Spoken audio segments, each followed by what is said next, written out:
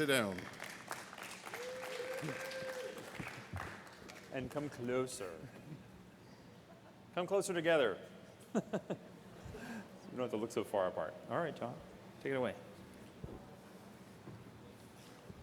Oh, you can't see. Green, red, stop. Okay. So, welcome to Street Design. We put this AIA notice up on the screen for a good long time, so I'm not going to read it. We're going to get started.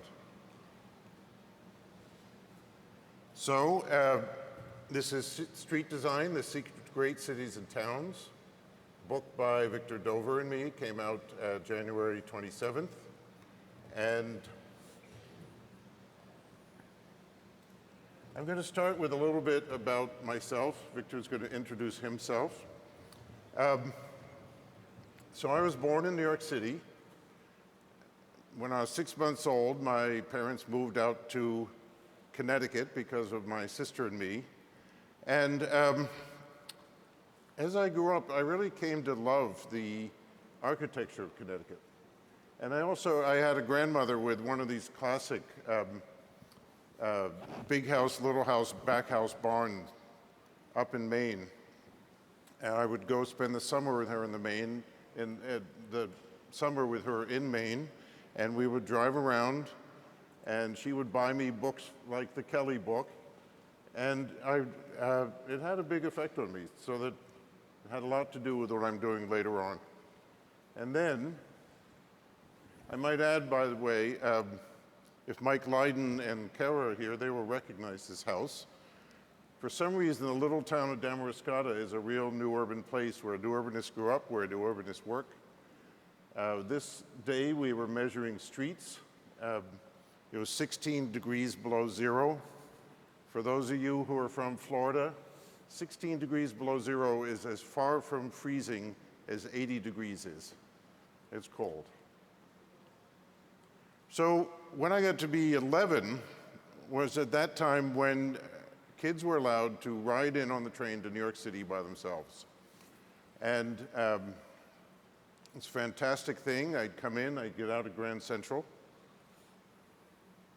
And it was exactly the time when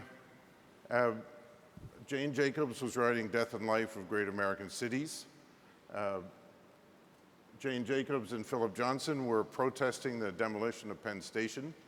Of course, Vincent Scully famously said about Penn Station and the new Penn Station, "You used to enter the city like a god, now you creep in like a rat." But I still got to come in through Grand Central, and at home I would hear discussions at the dinner table, this sort of thing. And so at 11, I was walking around New York City correcting the streets of New York City. And it turns out that 11 is an age at which this sort of thing is common. I think a lot of new urbanists have had experiences like this. There's a best-selling author named James Hillman who wrote a book called We've Had 100 Years of Psychotherapy and the World is Getting Worse. And he wrote another book called The Soul's Code, about a classical idea of the Greeks and the Romans that we are actually born with something to do, and that this manifests itself at 11 years old quite commonly. So a lot of us know the story about Frank Lloyd Wright. Frank Lloyd Wright's mother gave him Froebel blocks. She said, "Oh, Frank became an architect because I gave him Froebel blocks." James Hillman would say Frank Lloyd Wright's mother gave him Froebel blocks because he was an architect. And in fact, you could see that the Froebel blocks did seem to have an influence on his development. And a lot of you remember, I was thinking this morning, a lot of you remember Charles Barrett. Charles was a great classicist, unfortunately dead now, who used to tell me when he was 11, he was reading Civic Art. So what I'm doing now is walking around New York City again, redesigning the streets. And a little bit about Victor and me. I met Victor at the charrette for ION I think most of you know Ion.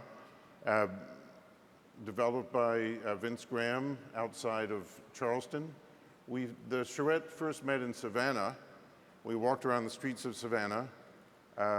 We drove to Charleston, and on the way we stopped at this development by Vince Graham. This is a brand new street developed by Vince Graham, Bob Turner, called New Point. And from there, we went down to this street,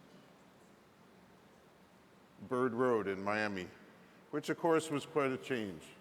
But at Ion, we were inspired by things like this. This was an early charrette. There were no computers at the charrette. It was so old. And we had I say we, this was a joint venture of Dwani Plater Zyberk and Dover Cole. And they had a little mini charrette at the beginning to choose the parti for Ion. And I'm happy to say I won, but it was only the parti. And from that point on, I will always remember Victor and Joe Cole sitting down with the drawing for Ion and literally walking the plan block by block and adjusting each street as they walked around it. And making Terminated Vistas and framing pictures at the end of the street and that sort of thing. And it started a debate between Victor and me at that time about the picturesque versus the formal. Because I thought that some of the legibility of Ion was lost in the process of making each block so good. And we continued to have this debate for a long time, which eventually led to this book. And I'm happy to say that in this book, I think a lot of my position towards the formal, Victor's towards the picturesque, have converged a great deal. And we were very lucky. We got a $60,000 grant to travel around. And together, we went around and visited a lot of the great streets of the world. And we went and looked at our favorite old streets, and we polled many of you to ask you what streets you recommended. And we discovered an interesting thing. It's that, we discovered many interesting things. One of them was that many of our favorite streets, like this one, the Boulevard Saint-Germain in Paris, had become completely overrun by traffic. To the degree that when we were there, it was really not a place where you wanted to stop and linger. And it was not a place where you wanted to sit in a sidewalk cafe. But at the same time, you can see that Paris is way ahead of us on things like bicycle lanes. And we're going to see a few of those bicycle lanes. In this one, they took half the street.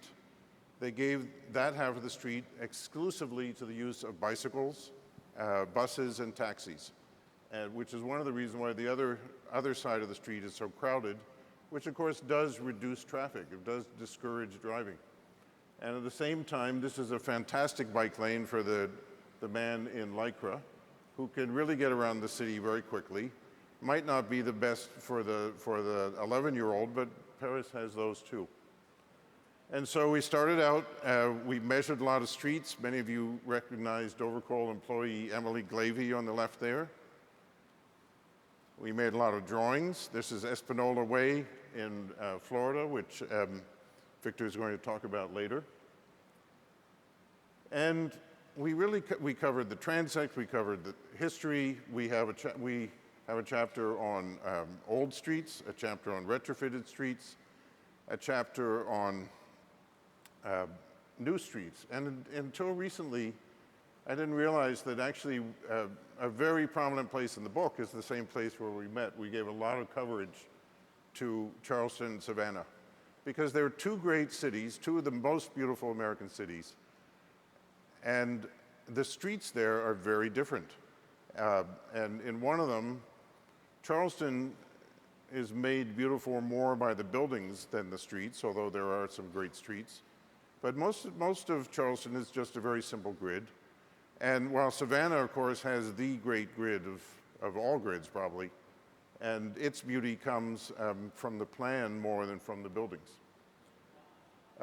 We went around to a lot of places. This is Main Street in Cooperstown, a beautiful mid-state New York building. And we covered a variety of streets. Victor is going to talk about functional classification at the end. They'll all leave, John. You shouldn't tell them that now. We're going to make functional classification fun. We call it fun At the end. class. We turned functional classification into fun class. But we talked about the inadequacy of functional classification to make places where people want to be. And in the book, we propose a substitute of 11 street types, which all come from history, all come from streets we visited. One of them, of course, is Main Street. We start the book saying a great street is a street where people want to be. And from Johnny Longo, Johnny immediately said, well, it's not a place if there are no people there. But you know, it's not actually that hard to make a place where people want to be. You give us interesting things to look at, you give us an enclosed space, beauty helps, and of course, one of the most interesting things to look at is ourselves. And so you just give us an interesting place to be. We're social beings, we will be there. This one comes from a place where they have a saying, never live outside the view of the dome, being the Duomo in Florence. Most of these pictures, by the way, were taken either by Victor or by me. This is a little lane down in Cooperstown, which actually runs right off the main street. And so we talked about not only the variety of streets in terms of the type, but how part of the interest of a network is a variety of streets. So that in New York City, you have Park Avenue, you have Broadway. Downtown, you have the little Greenwich Village streets, which are more interesting than the monotonous New York grid. We went out in the country. And we had, after a while, we realized there's a limit to what we can say about streets, and we started inviting many of our friends and colleagues to write about their favorite streets. Leon Creer wrote about the design process of what is it, Longmore Street in Poundbury.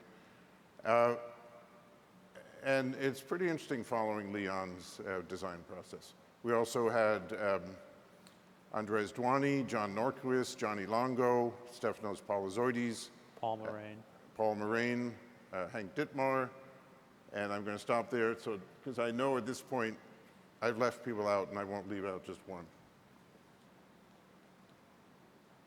Of course, we went up to T5 and T6, and the way that the big, you may know that you go through that arch and you're on Regent Street, which may be the great formal street of London, and but it also has Regent Street was cut through the medieval grid of London by the Regent, which is why he was able to do it, and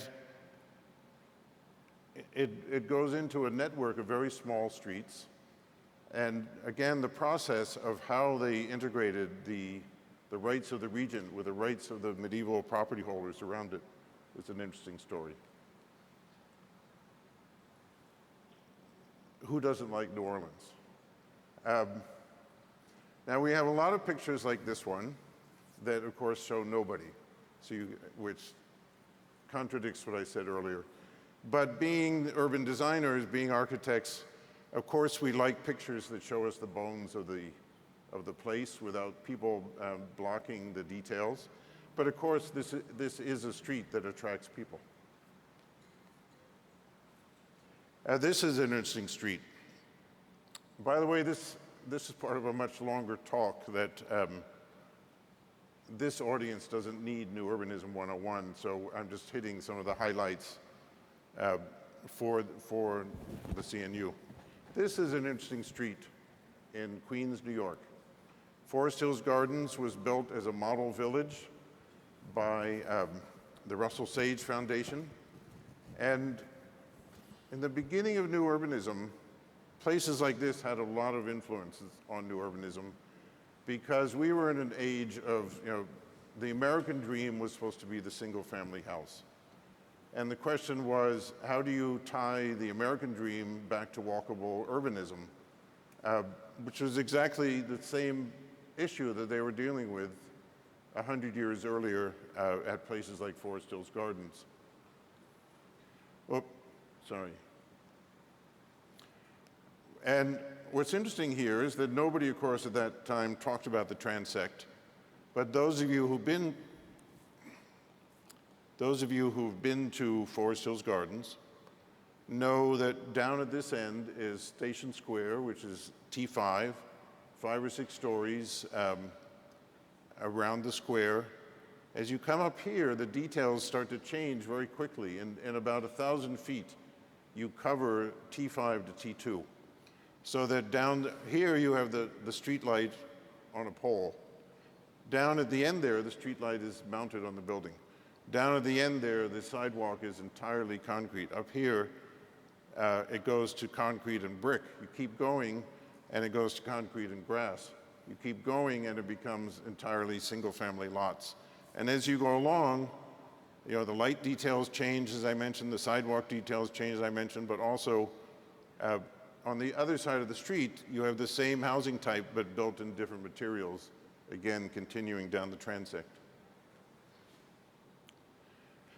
These, of course, are wonderful streets, a way to add variety. Many of you know that the Trinity streets of Philadelphia, they're in the middle of the block. Philadelphia was one of the first gridded plans of America. These came along much later. And they're called Trinity streets because these tiny little houses are 3 stories, 1 room per floor. They're about, the house is about 600 square feet. And they were worker housing built for the surrounding area inside the middle of the block with these wonderful little lanes.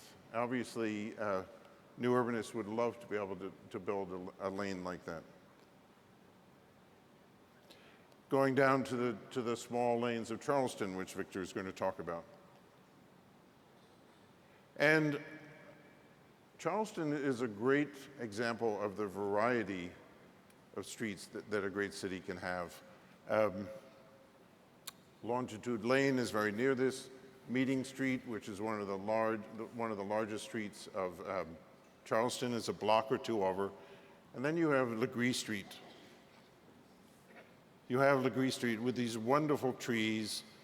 It basically follows the very low topography of Charleston, as though they just laid the road right on top of the land. And then, of course, we talk about boulevards. These were, for many years, when you enter Charette, everyone wanted to do boulevards. Very few boulevards have been done. And we show a number of boulevards in the book, including the Avenue d'Anna, which Victor wrote about as the greatest parking lot in the world because of the sheer parking count on this beautiful, beautiful street at the heart of Paris. But we also talk about other boulevards, like the Cours Mirabeau in Aix-en-Provence, which, of course, was designed before there were cars. It was not built as a transportation corridor, and became too much of a transportation corridor over the years. And the French have recently been cutting it back to give more of the balance back to the pedestrian and less to the car, so that it has wonderful wide sidewalks and, of course, these wonderful London plane trees and wonderful civic monuments as you move along. Of course, we talk about things like Terminated Vistas. This is a great one in Charleston, actually improved by Mayor Riley. who realigned the streets when he built the hotel right here. And then I was recently asked on NPR, what is your favorite street in America? Which I probably should have been expecting, but it caught me by surprise, and I thought about it a minute, and I said Main Street, Nantucket. If you haven't been to Main Street in Nantucket, it is a fantastic street. It no longer has these beautiful, these are American elms, circa 1920. Great canopy. Main Street is a street that starts down at the harbor, goes up the hill, at the top of the hill becomes a residential street, winds its way along with beautiful houses, because Nantucket, before 1850, was one of the richest places in the world. And then the whaling business died, and they became one of the poorest places in America, 200 miles from the mainland. So they had to reinvent themselves, and they decided to become the most beautiful resort in America. They took the streets they had, the buildings they had, and turned themselves into a resort, which they still are today. So that today there's a group called Remain Nantucket, Remain, capital M, Nantucket, funded by a Googleaire, whose job is to preserve Main Street. And they do this very well in Nantucket. They had one of the first form-based codes, somewhere between guidelines and a form-based code, but it is an early form-based code. And they like things the way they are. So when someone comes along and says, we need to make the road wider because it's the 20th century, they say, but we like it the way it is. And so they still have cobblestones, and they still have things in the middle of the street. And we'll see up at the other end that they have another thing in the middle of the street. And this turns out to be a very important thing. Why they're able to do this is to a great degree because of these cobblestones. And we'll talk about that. And it's a place where, so Nantucket is mainly now a resort. Of course, there are people who live there year-round, but it's mainly a resort. And people in Nantucket try to find a reason to come downtown every day, because they just like to come down, stand on the places like this sidewalk, and watch each other. And we know from studies that people will stand on a sidewalk like this, having a conversation with their backs to the storefront, rather than stand in front of a blank wall. If they're in front of a blank wall, they'll move to in front of the interesting storefront, even though they're not looking at the interesting storefront. And then as you move down the street, here are 3 houses built by Captain Starbucks, whom the coffee chain is named after, but of course there are no Starbucks on Nantucket, because Remain Nantucket makes sure of that. And they also did very interesting zoning along those lines. But you can see again here, you can see again here that even though Nantucket was a very rich place, it was still built before they had bulldozers and the like. And so when they built a street, of course they didn't simply lay it on the topography, but they did work with the topography to reduce the amount of regrading that they had to do. And they discovered a principle, which still works today, that when you change, you go downhill, you go uphill, in the change right there is a place to have the cross street. There's something in human beings that responds to that. So not just between hills, but when you have a grade change, that's the place to have the cross street. And places like Main Street, Nantucket show us this. There you see the cobblestones. Those are the Starbucks houses. And of course, it's a wonderful contained space. They still actually have a lot of the American elms, and they replanted other trees. But the sidewalk is a wonderful space. The street's a wonderful space. The space between the buildings, as Jan Gale talks about, is a wonderful space. And down at the end is this Civil War monument. And you notice there are no reflectors, there's no yellow striping, there are no nicks in the granite, because when you're driving 20 miles per hour on the cobblestones, you do not hit it, and we'll talk about why that is. While if you do this today, even in a new urban development, there's at least one person in this room has been sued by somebody who hit a monument like this in the middle of the road. And there's the one down at the other end of the street. This also, by the way, Bob Gibbs tells us that the ideal width for a shopping place, not a shopping street, but a shopping place, is 85 feet across, because that's the distance you can see the storefront across the way.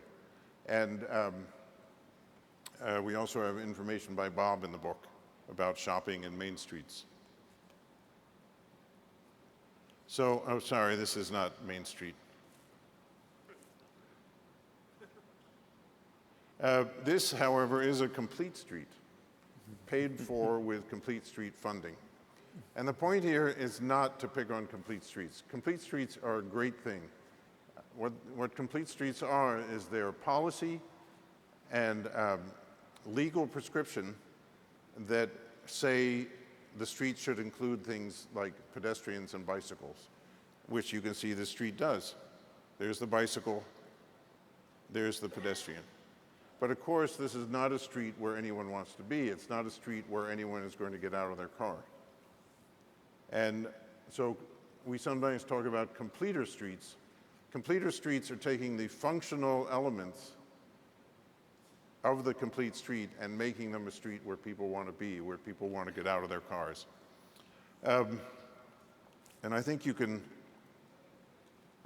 see the difference. One is a space where you're comfortable, where you're protected, all the things we talk about like refuge and prospect. The other, all the things we talk about when we talk about auto sewers, even though it's a complete street. So we have a great thing in New York. About 9 years ago, we got a new traffic commissioner, Jeanette Sadiq Khan, who was one of the first, maybe the first, to say, I'm the DOT commissioner, I can do anything I want with my streets, and I'm going to do it for the pedestrians, not the cars. And she had trucks show up one night at the widest intersection of Broadway, which is where Fifth Avenue and Madison Avenue cross, and creating the Flatiron Building site right there. And the trucks got out an epoxy paint. They painted the street. They put boulders. They put furniture. And when cars came in the morning, literally half the street was gone with no warning whatsoever. They just came and did this. And of course, New Yorkers love this. 80% of us do not own cars. You know, why would we want streets that give everything to the car? Here's the historic condition. You can see how wide it is, but you can also see that there are the streetcars in the middle of the road, and people wait out there in the middle of the road for the streetcars. And they even stick things in the middle of the road when they're having a celebration. This is the Dewey Monument. The Washington Arch was the same thing. The Washington Arch commemorated the 100th anniversary of Washington's inauguration in New York City as president. And so it's interesting to look, and by the way, I don't know if Bill Fulton's still here, but this is the New York Herald building by McKim, Mead & White. This is the New York Times building at Times Square. This is Herald Square. This is where the ball goes down on New Year's Eve. And this is Broadway, 1908, between Herald Square and Times Square. And we're going to see that most of the people are over here on the sidewalks, but they also feel comfortable, just as in the earlier video of San Francisco that some of you saw this morning. They feel comfortable walking out into the street. And there are no traffic lights, there are no traffic signs, there's no yellow paint, there's no white paint, there's no division, there's nothing. This is the space between the buildings is the public realm. And here's a fantastic view, 1907, showing the exact same place. There's the Herald building right there. And there you can see most of the pedestrians are over there on the sidewalk. You can see there are no traffic signs of any kind, and yet everyone feels comfortable stepping out into the street. And the secret, of course, is the speed that, as we heard this morning, if you saw Ben Hamilton Bailey, everyone was going slowly by necessity. But only 1 year later, which was 1 year after the Model T was invented, New York was starting to widen its streets and to give more importance to the car. Because as we've heard, organized motorism realized we're not going to sell cars unless we can speed up going from point A to point B, and that means we have to take over the road. And so just 1 year after that video, the sidewalks on Fifth Avenue had been wider than the street, and they reversed the ratio. And here's very near where I live. Here is Lexington Avenue and 89th Street. This is Lexington in 1914, and here it is 2012. And when you look closely, you see it's even worse than you think, because they got rid of this light well. They cut off the stoops. They even cut the trim off the building. And the sidewalk is less than a third of what it used to be. And this is in a place where, as I said, 80% of us don't own cars. The busiest subway line in America runs underneath this road, which actually is why the sidewalk is boards in this photo, because this was taken during the construction of the subway to document its construction. And 1 block over this way is the busiest commuter rail in America. And yet, even in those conditions, here we are making an auto sewer in the middle of the city. And you have to imagine that the people living in this lovely house almost certainly got in their cars and drove out to Long Island and bought a nice house there, because who wants to live on an auto sewer? So I've got to speed up here. So the idea is this. We're in a state of evolution when we're doing great things like Madison Square, but we're also doing things like this, which are both bad and good. The city of Long Beach, many of you know, it's a real city. It's got a fantastic climate. They sometimes call themselves the Brooklyn of Los Angeles. And great climate for walking and biking. And they're putting bike lanes all over the city, as you can see here. But what are they doing? They're putting them on one-way suburban arterials so that people can drive through the city. This is a transportation corridor. It's not a place in the middle of the city. And by the way, one way you see that is that if your concern is the safety of the bicycle as opposed to the moving of the automobile, you would never make this condition in which the bicycle and the car are weaving across each other with the bicycle coming from behind. With the car coming from behind. And here's another view of the same street. Obviously, this is not a place where anybody wants to be. This is not a place anyone wants to look at. Yes, there's parking, but it's not really a place we want to park and get out of the car. And here's the way we're doing it in New York at the same time that we're doing Madison Square. And this is, in many ways, a great thing.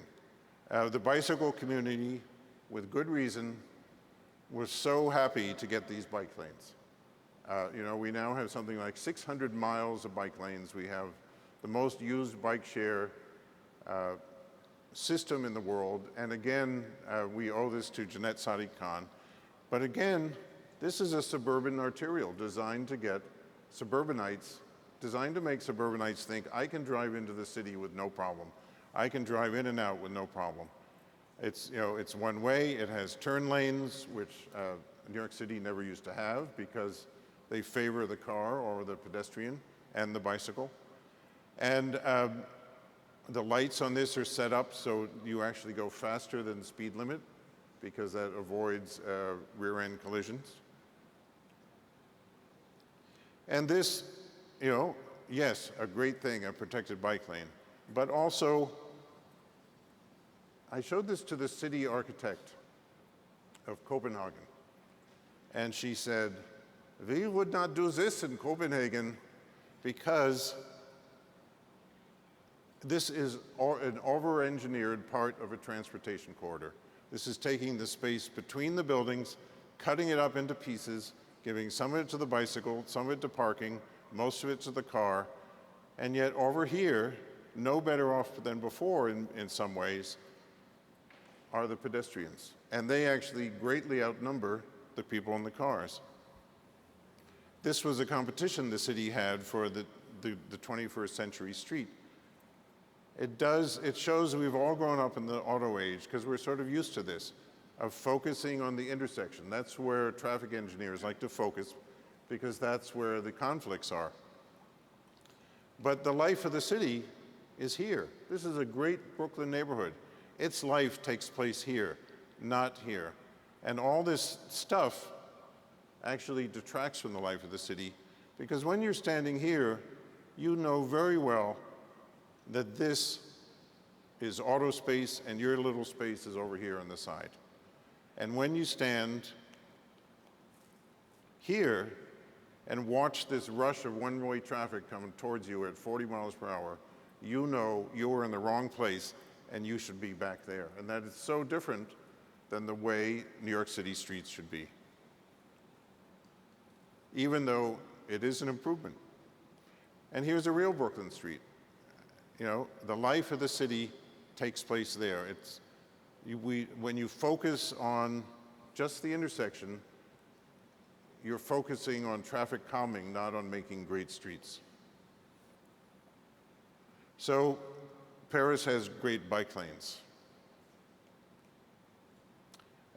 They don't over-engineer them the way we do. This is a pretty heavy-duty arterial because we do need some arterials in the city that are the way we live in cities now. New York City needs some of those avenues now, probably. But they don't over-engineer it the way that we do. They just put a little strip of concrete down. No one's going to drive across it. Here's a bike lane that's on one of the most beautiful streets in the world. This is the reason we go to Paris, is to see streets like this. And here is the bicycle over on the side, completely safe. You would allow your 11-year-old to ride on that bike lane. This is the way they do it in Germany very often. They combine the sidewalk and the bike lane on a very wide sidewalk. And again, it's a great place for 11-year-olds. In the book, we call it a Penalosa zone, that cities need Penalosa zones where children can ride around.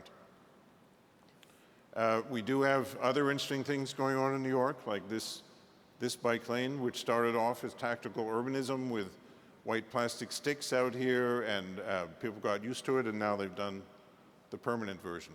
And we have some history. This is Frederick Law Olmsted, a bikeway that goes out to the ocean in Brooklyn.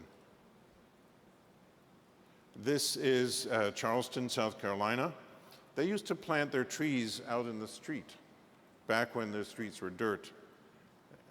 We talk in the book about some ways that actually you can do this to narrow streets with trees and bike lanes and permeable bike lanes rather than yellow paint. Of course, it's always going to be difficult, and it has been difficult. But the great thing that's happened now is Mayor de Blasio, our new mayor, before he even took office, took what he called the Vision Zero Pledge, which is a pledge to reduce traffic deaths in New York City to 0 within 10 years. And I know he didn't understand what that meant when he said it, because his first week in office, 3 pedestrians were killed in the same block on the Upper West Side. And his new police commissioner went over and started arresting jaywalkers, and including one 80-year-old Chinese immigrant who spoke very little English. They knocked him down, they bruised his face. They were getting ready to put him in jail when all the newspapers started photographing him. And of course, all the Manhattanites said, look, we don't own cars. We are not killing the cars are killing us. And I think this was a big surprise to de Blasio, and very much a big surprise to his police commissioner, who said, it's the pedestrians who are at fault. But, now that he's taken this pledge, you can't go backwards. You can't say, okay, we're going to accept 5,000 deaths a year. We've decided that's a better thing to do. And so, New York City is having to go in this direction. And one thing that we'll see in the NACTO guide, maybe, in the next session, a few things happen when you slow down. One, as we've seen in many charts, the cars hit people without killing them when they're going slowly. But they also hit them much less for 2 reasons. One is, as you see, here's 15 miles per hour. This is what the driver sees at 15 miles per hour, at 20 miles per hour, at 25, and at 30. Now, 30 is slow. We all grew up in the auto age. 30 is slow. But you see, actually, how little the driver sees at 30 miles per hour. Obviously, at this 15 miles per hour, if a child decides to dart out into the street, he's going to see him much sooner, and he's going to have time to react. So not only is he not going to kill the child, but he's probably not even going to hit the child, because he'll have time to react, and he'll have time to see him. So in our chapter on retrofitted streets, we talked about things like this, a little project Victor and I did. And this is 2nd Avenue. 2nd Avenue is probably the main outdoor dining and shopping street of the Upper West Side. It's all, Upper East Side, sorry. It's all dug up now for the 2nd Avenue subway. And so we don't have the usual argument we hear of, we can't rebuild the street because it's too expensive to move the curbs, or it's too expensive to move the gutters. That's not true in this case. And it's in a neighborhood where, again, 80% of the people don't own cars. They pay a lot of money for tiny little apartments in order to have some public life in places like this. And so we took an idea from one of the Ramblas in Barcelona. There are actually several Ramblas. And we said, let's run it down above the 2nd Avenue subway, which is about 40 blocks. That's how it looks today. That's our section. We drew it all up. We made a competition entry. And we did another one here with a very short distance from where Jane Jacobs lived, on Hudson Street. This is Christopher Street. This is Bleecker Street. This is where 2 old grids come together. Greenwich Village precedes the 1811 grid of Manhattan because it was out in the countryside. It has a few different grids. Where these grids come together is a wonderful space that could be something like Exhibition Road, where people slow way down. You have outdoor dining. It's the heart of the village. The historic heart of the village was here. This was actually the village well in the old village. There's the plan. You can see how the grids come together. There's what it looks like now. And of course, you can't see in this Google Street View what a wonderful view it is. And getting the camera up on the Google truck actually improves it somewhat. But still, you can see, all this stuff says to your limbic system, this is not a place for you. Get out of here. Get over in that place over there. And that's not the way this space should be. So we did an attached plaza out to there, made the car go to the end and stop. And there it is. I had to speed up because this portion is now concluded and Victor's portion begins. Are there any minutes left?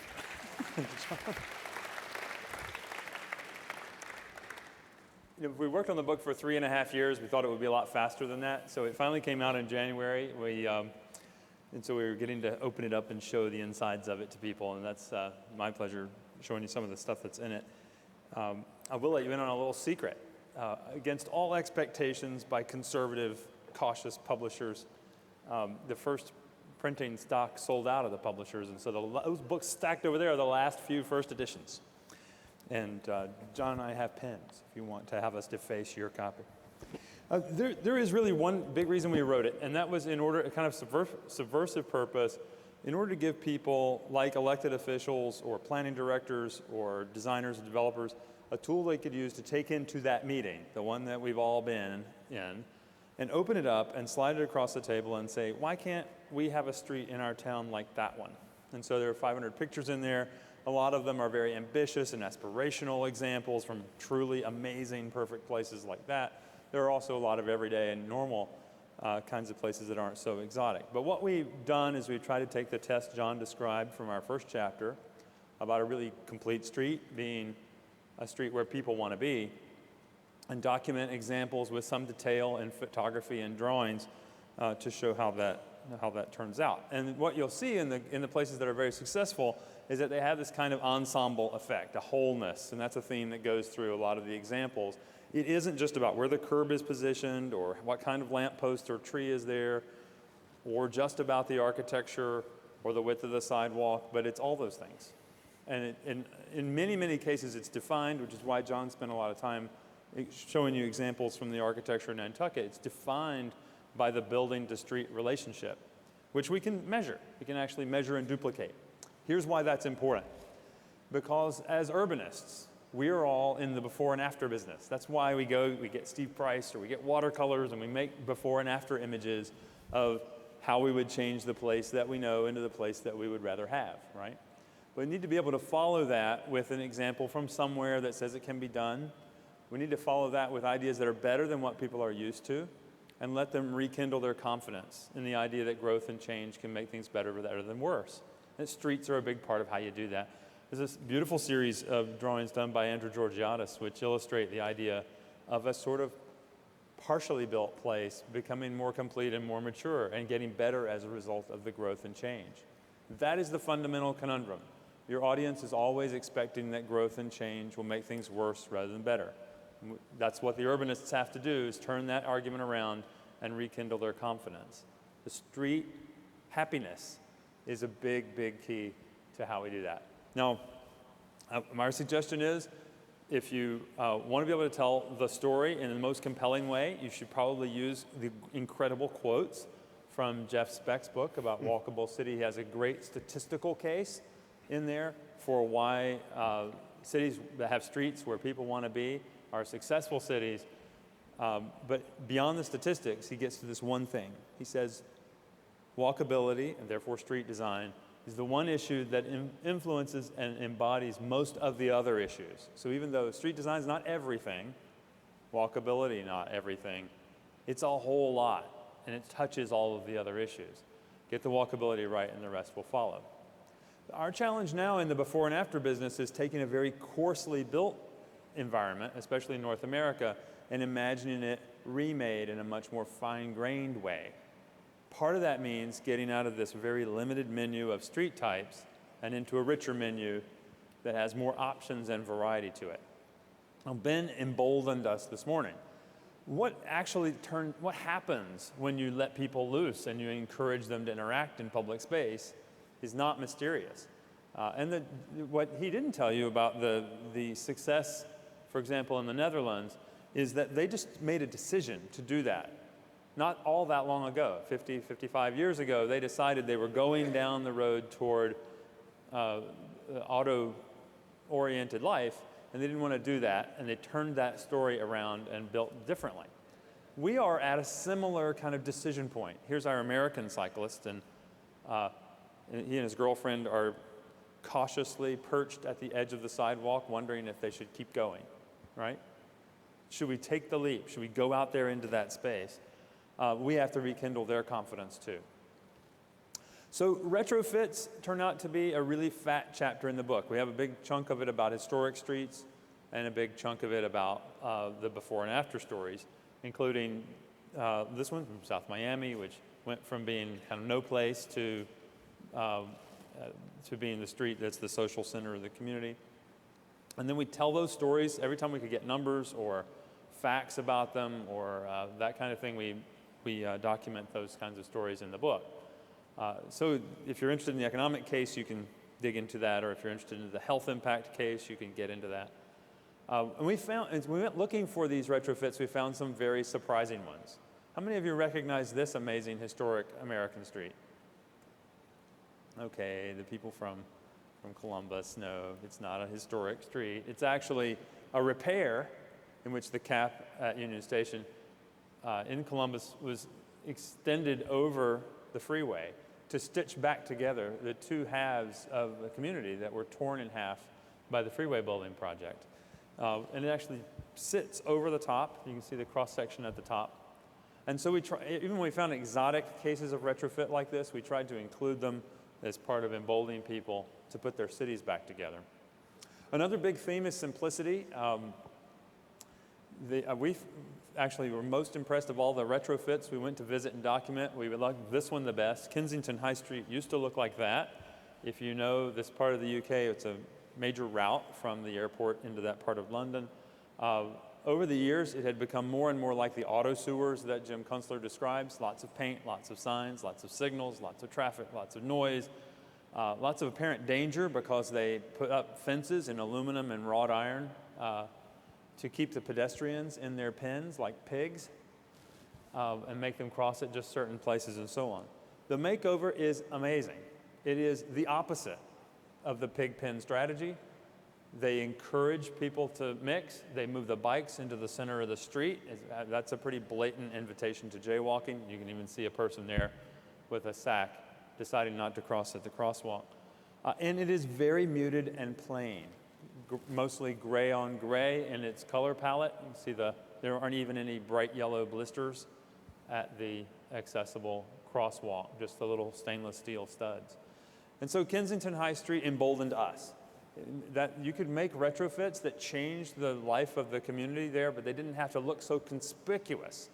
They didn't have to be slathered with bright green paint, the same exact color green that's on the highway exit ramp sign out on the interstate. You could make a street retrofit that was much more subtle. Before and afters include some places like exotic and faraway Florida, where you might not realize that we have some great streets.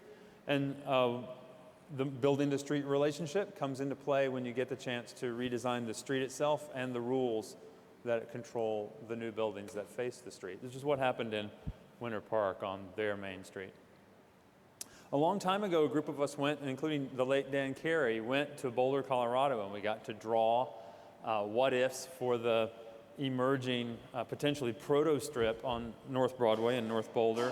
We drew some scary-looking, ghostly images of what it could be like if only it could be built like a real Colorado street. And it's actually now, the new urbanism is at a stage where we can go back to some of these places and we can see they actually did it. I went to Boulder recently and I asked Lisa Morzell there with the red scarf, where are all the bodies buried? And she said, what do you mean? She thought I meant, what about all the people that were killed by the dangerous redesign? But no, I meant all the people who said, there will be on-street parking over my dead body, and there will be street trees over my dead body, and there will be mixed-use Main Street, multi-story buildings set close to the street over my dead body. They must be all dead because they did it, including some great designs by Wolf Lyon and Tim Van Meter. Another encouraging street story was the comeback in Chattanooga, Tennessee, of the South Side, part of an amazing, ambitious, big picture plan by Peter Calthorpe. When we got there to work on the close-up neighborhood plans in the mid-90s, this was the kind of condition that we found. An interesting historic Main Street in which all the buildings were boarded up and the place was derelict. Where there were occasionally houses or businesses, almost none of them faced another thing like themselves on the other side of the street. And so this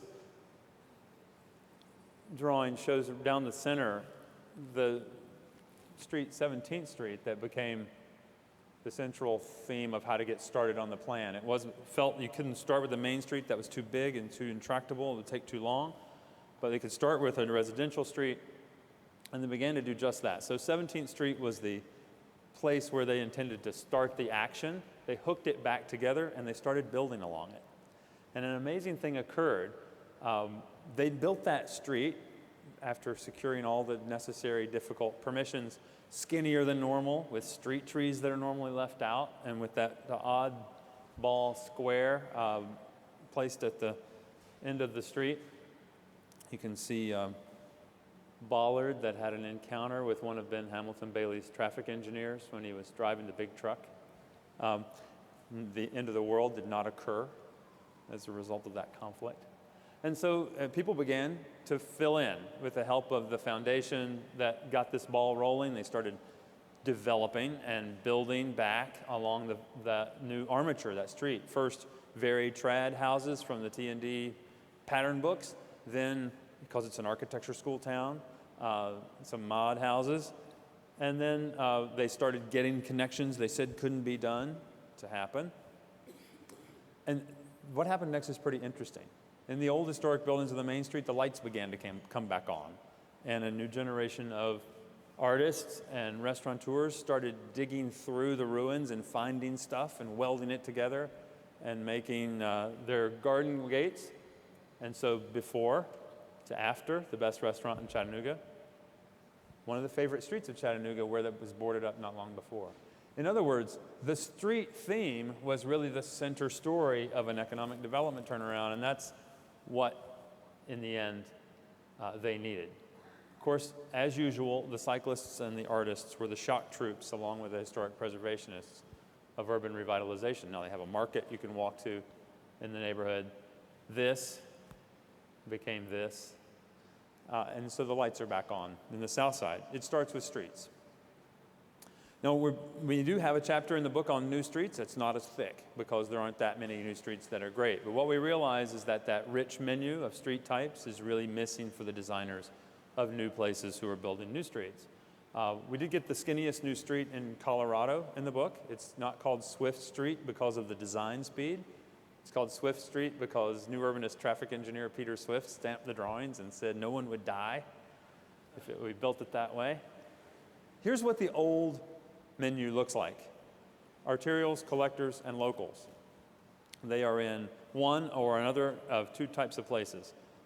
They are in rural, by which the transpocracy means suburban, or they are in urbanized, by which the transpocracy means suburban, and that's it. That's the menu. And in most places, you don't get a whole variety, and so the result is this kind of thing. But when we look at the historic cities that John talked about, the menu is much more complex. We tried to simplify and gather things together across that whole range, from the wide and grand to the skinny and intimate, and developed a list of 11 essential street types. Now, before you start the argument, there are lots of subtypes under each of these.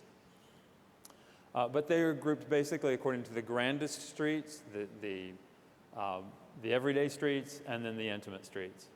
And I'll just walk you through some of the kinds of things we tried to document in the book so that people could use them as examples. Starts with the parkway, which is the way it meant to be, like a highway is meant to be, townless highway. And then we go through the boulevards, which are, of course, unterminated, and generally speaking, multimodal. The multi-way boulevards, which are the biggest ones that allow for the local side access lanes on the side, well documented by Alan Jacobs. We went back to some of Jacobs' streets and updated dimensions where things had changed or added examples. The avenues, which are terminated, very similar, I think still in the grand streets, including places like Monument Avenue in Richmond, which terminates with monuments on every block. And John described earlier, the most beautiful parking lot in the world is in the parking lot. It's a street, because you can get so many hundreds of cars on just one block of a street that's designed like the Avenue Diana that you don't need the parking lot. You get this instead. And then the streets like the one you saw designed for 2nd Avenue, the Promenade Street, or Rambla, with the great inspiring examples from Barcelona, but also American examples like Commonwealth Avenue. And then we document main streets with their subtleties. My personal favorite is Galena, Illinois. I think they have a nearly perfect main street. So we put dimensions in there. They're undeniable. If you want to tell somebody it can be done, you can show them a real-life example that proves it exists.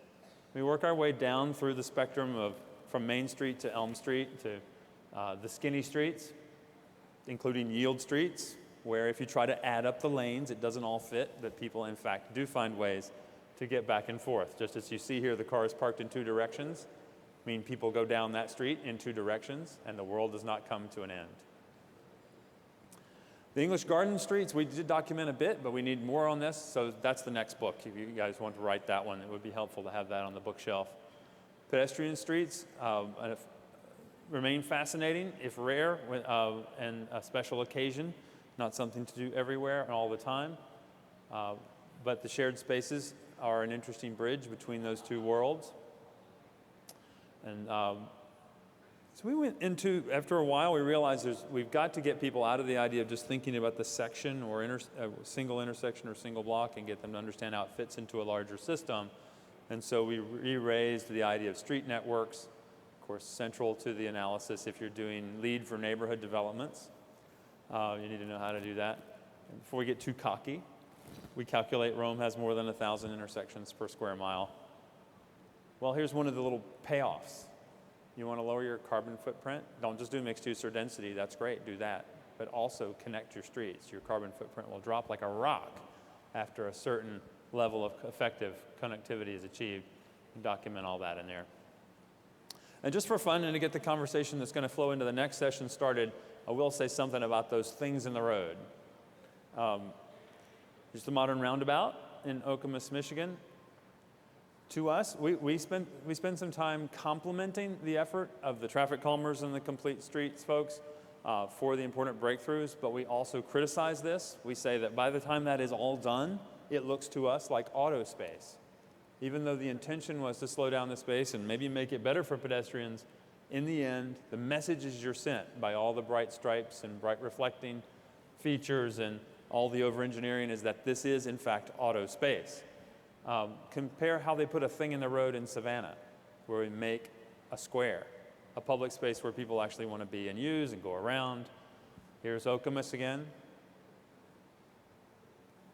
And here's 7 Dials, which you saw in Ben Hamilton Bailey's presentation, an incredibly beautiful shared space built by speculative developers where they bring 7 streets together. People share that space, and there's a thing in the road, and it sends a very different message. It doesn't look like auto space, even though cars and trucks do, in fact, come through there. We found a few sacred cows and old dogmas that need to be reconsidered, including the long-standing new urbanist revulsion about one-way streets. If you have a lot of streets, then you can have some one-way streets. If you have a few streets and you make them all one way, then the new urbanists are right to criticize you and say, get that changed. But if you have a lot of streets, you can demote some of them into lesser traffic status and make wonderful places, as you see in the examples from Barcelona and from Amsterdam. So, as with everything else, the answer is both and if you have a richer menu. Architecture matters a lot, and we spent some time thinking about what it is that makes some places feel more comfortable than others. We took the most beautiful street in New York, which has masterpieces of both traditional and modern architecture, but you have to ask yourself, traditional architecture has tended to lend itself to repetition, as in Georgian London. Repeats very beautifully here, the very similar building down the block making place as they go. But if you took the Lascaux Street house on East 70th, and you repeated it down the street, would you like it as well? It's a longer story we should get into. I'll leave you with a little assignment. If you don't think the menu is good enough, that's leading us to here, that's because that simplistic, I think, false choice between mobility and access that's been presented forever by the transportation planning community leads us to there. So we just experimentally last year circulated a little petition and said, what if we took this so-called functional classification system and changed it so that there was at least a third choice for truly urban places? Instead of just rural and suburbanized, it would be rural, meaning really rural, suburban, and walkable, compact urban. And Rick Hall and John and I and some others put this petition up and basically asked the people who control the systems in government and outside to consider changing functional classification. And a massive number of people instantly signed on to that survey or that poll saying yes, they wanted to do that. So there's a great deal of interest in it. I think that might lead us to an idea that where you no longer have to ask for special exceptions or design exceptions or special forgiveness and permission to do the kinds of streets in a place like New York that John described, but instead they should be the as of right default choices. So the journey continues. We keep documenting more streets all the time. You're probably doing the same thing. If you do that and you think it's fun, I would encourage you to tweet them. We use the hashtag Street of the Day. We don't put one up every single day, but when we get a chance, we're sitting at an airport gate, we put up a Street of the Day. And you can do the same thing and keep the conversation going. Thank you very much.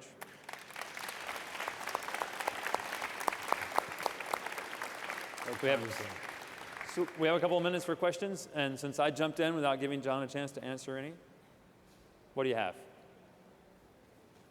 I can't see. Did somebody, Victor, did you really say roundabouts are ugly? Not every time. Yes. Have you guys, in your book, what page is the chart of the old hierarchy with the new hierarchy? We'll find, I don't know the number, but we'll find it and we'll point you to it right after. Yeah. Yes, sir.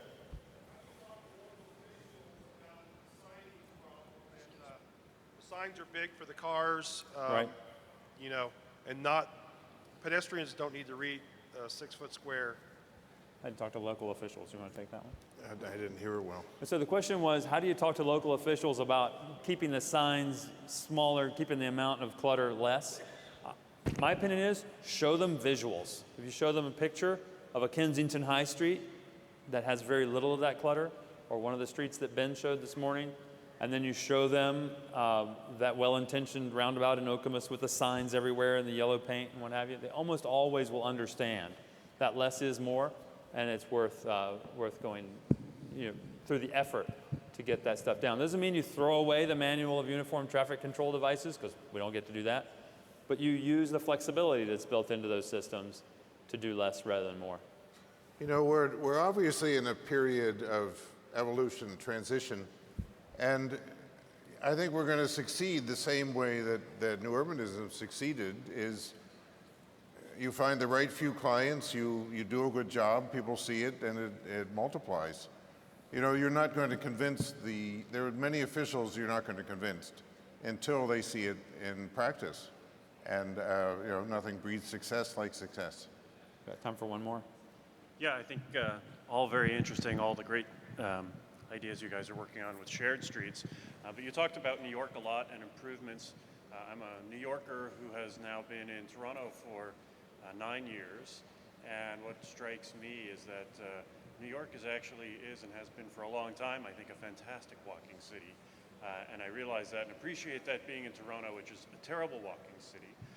So I'm just kind of curious, I mean, where do you put New York in all of this? Does it really need to be reimagined as shared streets in order to be good, or is it good now? Is it the most important city to fix?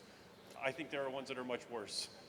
There are two reasons why New York got a lot of discussion. One is I live there, and I see it every day. The other is, it is the city in America where people walk the most. It is the city in America that has the greatest transit system. And so it is the city in America that has the least reason to have these auto sewers. And Mayor Bloomberg, who of course was very much believed in data, was against a lot of this until he commissioned a study that shows how unhealthy it is to live on those arterials, especially for young children, and that the pollution is killing those kids. It's not just the cars hitting the kids, It's the pollution from the cars. And in a city like New York, where most people do not own cars, there's no reason why we should be inducing suburban traffic, which is what we're doing. There's just, I'll wrap up after this example. My office is very close to a street called Lafayette Street, which is only 8 blocks long, very wide enough to be two-way. The DOT just redid it. You know, when Jeanette came along 9 years ago, she was so far ahead of the public. But now I think the public is ahead of the DOT. And so they just rolled out on Lafayette the same arterial that I showed, the exact same arterial. And the result has been, you've got all this shiny new paint, you've got everything saying, you know, look, it's all fixed. The traffic count has gone way up, and the cars are going faster than they used to. And it's just the wrong solution. When I was a kid, all the streets in New York were two-way, and they were made one-way in the 50s and 60s. And the last to go two-way were the streets in the center, like 5th Avenue, 6th Avenue, and Lafayette Street. And we're now reaching the point where we should be saying, okay, we're going to start in the center, and we're going to turn them back into two-way streets, and we're going to reduce the importance of the car. And if you want to go fast, go out there to the edge of the island, where we just built these brand new arterials, and where we got the 2 highways. And because we have Vision Zero, I think the city's going to have to do that, because these arterials reduce deaths, but they never get you to zero, because you always have the car going 35 miles per hour. And 60% of the deaths in New York City come from 15% of the streets. And you are not going to get down to zero if we keep on doing it the old way. Vision Zero is really a great thing, in my opinion. And the timing couldn't be better, because massive progress was achieved using Jeanette Sadek-Khan's initial kind of demonstration project mission. Like on 9th Avenue, they had 43% reduction in certain kinds of accidents or collisions. That's amazing, actually. It's a huge accomplishment. So they deserve all the applause for that. And the rest of the country that's been studying their examples, I hope, keep studying, because what they're going to do in the next phase is figure out what to do about the remaining, 57% of the problem that still remains to be approached. And so New York helps teach the other places. The other places also help teach New York. I mean, New York didn't come up with all this stuff by themselves. So our feeling is that we needed to feature New York, but we needed to have a lot of other things in there as well. So if you flip through the book, you're going to find examples from all kinds of places, small towns, Midwest places. Europe, Asia. Europe, there's no question that a lot of Europe is way ahead of us on reducing the engineering and increasing the importance of the bike and the pedestrian. Patrick, you want the last word? Sure, I'd love to. I was just going to say, and I haven't had a chance to buy my copy yet, but the thing I discovered recently about Nantucket is that they bought a fire truck, a ladder truck, that fits Nantucket streets instead of the other way around. And so if it's not documented yet, maybe in the second edition. But sounds like civilization. it's civilization, yeah. Thank you very much. Are we doing a book signing?